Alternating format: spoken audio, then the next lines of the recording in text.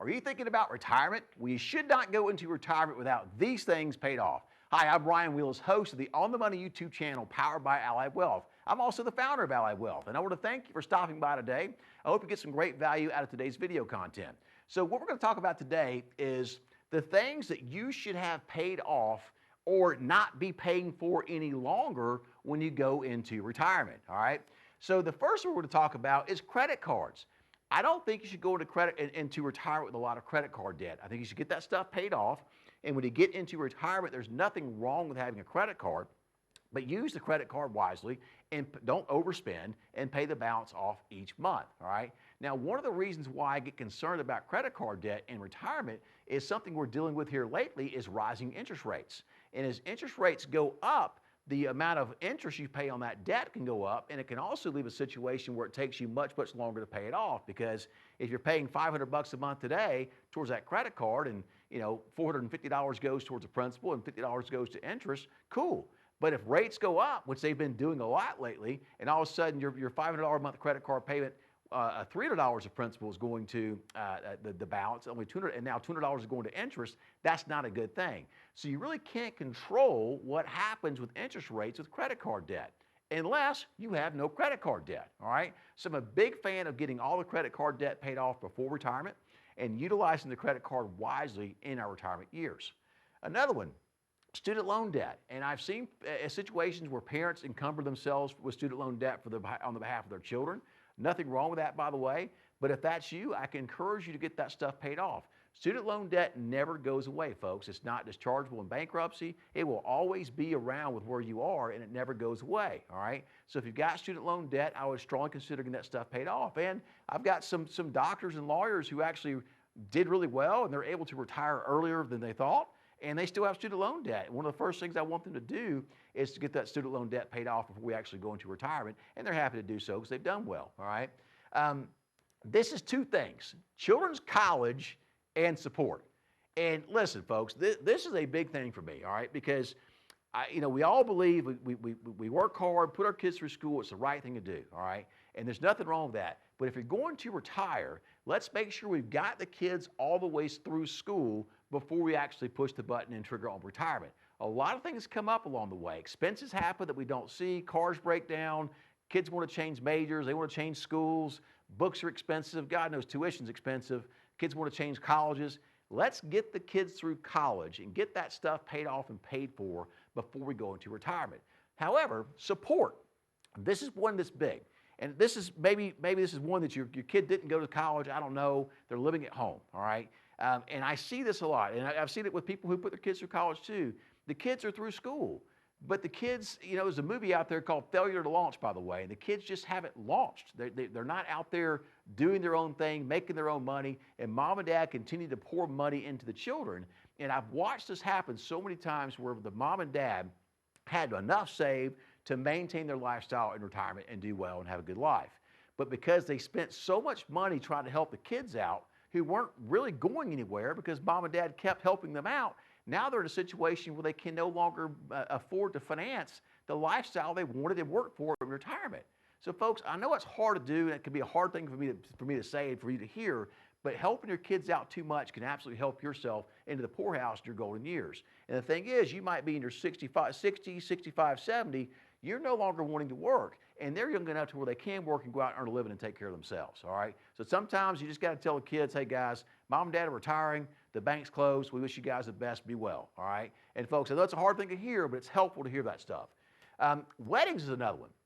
Weddings can be expensive. I've got a daughter, and my wife is telling me right now, son, you're going to pay for that, or how do you have to pay for that wedding one day, right? And I am.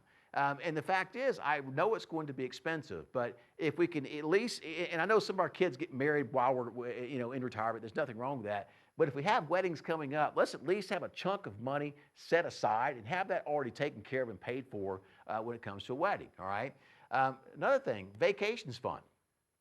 If you want to do a lot of vacations in the front years of retirement, in the first 10 to 15 years, which a lot of people do, let's try to set up a fund, a pot of money, so to speak, that we draw from to help fund those vacations. And what we like to do is divide your expenses into what we have to have expenses, food, water, shelter, clothing, access to health care, transportation, things like that, and things we want to have expenses, things we want to have for vacations, all right? And we don't need vacation. We probably do need a vacation, but nonetheless, we can live without them, all right? Well, and we may not like living without them, but we can't absolutely live without them. But it's a good idea to go into your golden years having your vacation fund built up and having those trips funded, all right? Another one is your mortgage. And, this is one of these things where I don't hate going into retirement with a mortgage. I don't love it. A lot of people say, Ryan, it's the only tax deduction I get anymore. Well, with a standardized deduction these days, you don't really get a tax deduction in your mortgage insurance, or excuse me, your mortgage interest. And you can only write off up to $750,000 on interest on $750,000 of debt these days. So it just doesn't make sense to me to be paying a mortgage throughout the year only to get a small tax break at the end of the year, all right? And a lot of people feel their home is their castle, and they want to get that mortgage paid off before they retire. I'm a big fan of doing it, but if you haven't done it and you're not planning on it, it may not derail your plan or put you in a situation where you can't retire and live well, but it is something to consider of getting the mortgage paid off, all right? Another one, the toys.